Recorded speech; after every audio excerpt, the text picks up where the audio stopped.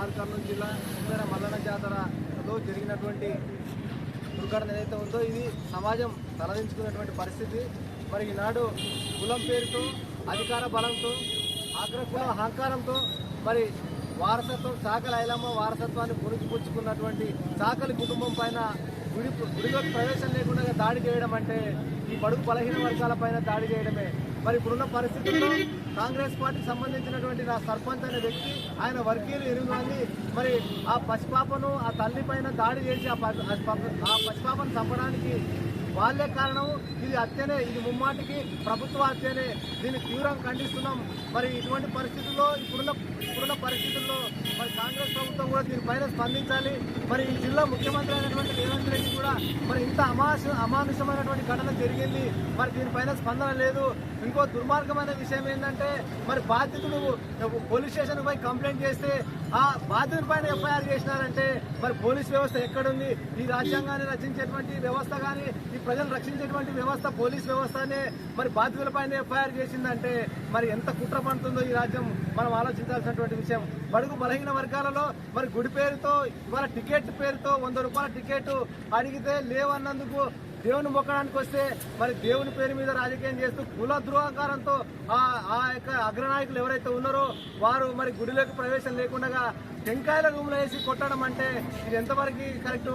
మరి ఈరోజు సమాజం ఏమవుతుంది? మరి ఎట్లా ఇవాళ భారత రాజ్యాంగాన్ని కాపాడాల్సినటువంటి చట్టాలు, మరి పోలీస్ వ్యవస్థ, మరి న్యాయ వ్యవస్థనే మరి ఇవాళ ఎస్సీ ఎస్టీ బీసీల పట్ల రక్షణ లేకుండా ఉంటుందంటే మరి మనం ఎంతవరకు ఈ స్వతంత్ర భారతదేశంలో మనకు స్వతంత్రం వచ్చేనా?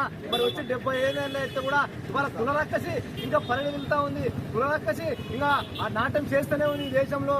మరి రాజ్యాంగం రాసిన మహాత్మా బాబాసాహెబ్ అంబేద్కర్ గారి యొక్క మరి ఆలోచన విధానాన్ని ఇంకా కూడా మనువాదులు ఇంకా దాన్ని తుంగలో తొక్కి ఇవాళ మనువాదాన్ని తీసుకురావాలనే ఈ దాడి, ఇది మనువాదంలో చేసినటువంటి కుట్రనే ఇవాళ అంతా అహంకారంతో ఇవాళ సాకల కుటుంబం పైన దాడి చేస్తున్నారంటే మరి ఇంతవరకు కూడా స్పందన లేదు. మేము ఒకటే డిమాండ్ చేస్తున్నాం.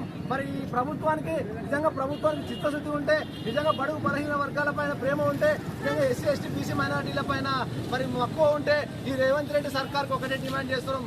ఎవరైతే 8 మంది దాడి చేసినారో వారిని తక్షణమే వారిపైన మర్డర్ అటెంప్ట్ కేసు పెట్టి వాళ్ళని రిమాండ్కి తరలించి తక్షణమే వారిపైన కఠినమైన చర్యలు తీసుకునాలి. అదేవిధంగా ఆ కుటుంబానికి దాదాపు 25 లక్షల ఎక్స్గ్రేస్ ఇచ్చి మరి ప్రభుత్వ ఉద్యోగం కూడా ఆ కుటుంబానికి కల్పించాల్సినటువంటి బాధ్యత ఉంది. భవిష్యత్తులో ఇట్లాంటి కులం పేరుతో మరి ఇటువంటి దాడులు చేస్తే కూడా మరి భయపడాలి, ఉచ్చబడాలి. ఈ సమాజంలో మరి బీసీల పట్ల వస్తే, మరి ఎస్సీ ఎస్టీ పట్ల వస్తే కూడా ఖచ్చితంగా ఈ రాష్ట్రంలో తిరిగి మరి తరిమే పరిస్థితి కూడా తీసుకొచ్చే విధంగా ఇవాళ బహుజనులంతా ఏకమయ్యే పరిస్థితి ఉన్నది.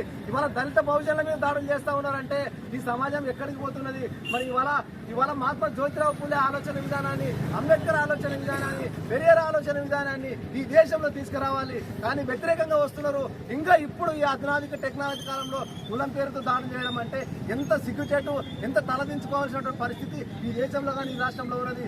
అది కూడా ఉమ్మడి మహబూబ్నగర్ జిల్లాలో కులము రక్కసి మళ్ళీ ఒకసారి పైకి వచ్చిందంటే మరి ఇవాళ మనువాదులు మన చుట్టుపక్కలనే ఉన్నారు.